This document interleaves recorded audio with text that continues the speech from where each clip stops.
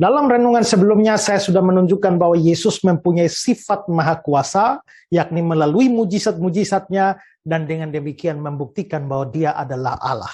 Sekarang saya ingin menunjukkan juga sifat yang lain di mana Yesus mempunyai sifat maha tahu. Dalam banyak cerita Injil kita melihat berulang-ulang ketika dikatakan bahwa Yesus bisa mengetahui pikiran-pikiran yang tersembunyi di dalam kepala lawan-lawan bicaranya. Dalam Matius 9 ayat yang keempat dikatakan, tetapi Yesus mengetahui pikiran mereka.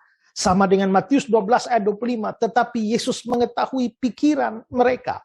Jadi apa yang ada dalam pikiran yang belum dikeluarkan lewat kata-kata, Yesus sudah mengetahuinya.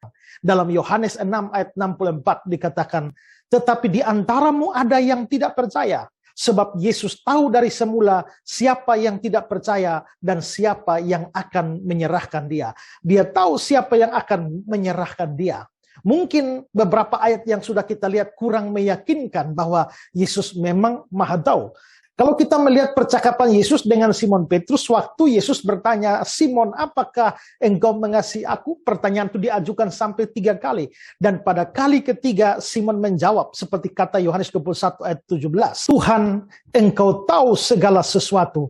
Engkau tahu bahwa aku mengasihi engkau. Engkau tahu segala sesuatu. Perhatikan bahwa Petrus ini adalah murid yang terdekat dengan Yesus. Dan dari mulut Petrus itu, dia membuat sebuah pengakuan bahwa Yesus memang tahu segala sesuatu.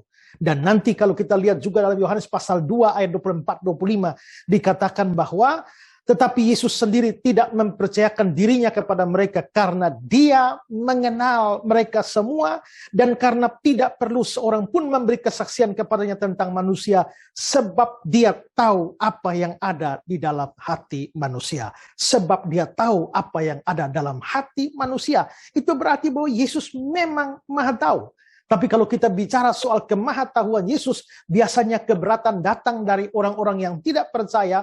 Mereka langsung merujuk pada Matius 24 ayat 36, di mana dikatakan di sana, tetapi tentang hari dan saat itu tidak seorang pun tahu, malaikat-malaikat di sorga tidak, dan anak pun tidak, hanya Bapa sendiri. Dan itu dipakai untuk membuktikan bahwa Yesus tidak maha tahu, karena dia tidak tahu kapan hari kiamat. Tapi sebenarnya ini bukan menjadi soal bagi orang Kristen. Karena orang Kristen percaya Yesus itu Allah sekaligus manusia. Dia Allah yang menjelma menjadi manusia tanpa kehilangan kealahannya. Karena itulah waktu dia tidak tahu hari kiamat, itu menunjukkan kemanusiaannya yang terbatas. Tetapi ayat-ayat yang sudah saya tunjukkan jelas menunjukkan bahwa dia memang maha tahu. Bahkan secara eksplisit dikatakan demikian. Karena itulah Matius 24 ayat 36 itu membuktikan bahwa Yesus memang adalah manusia. Kita tidak menyangkali itu. Tetapi ayat-ayat yang saya berikan menunjukkan bahwa Yesus itu adalah Allah.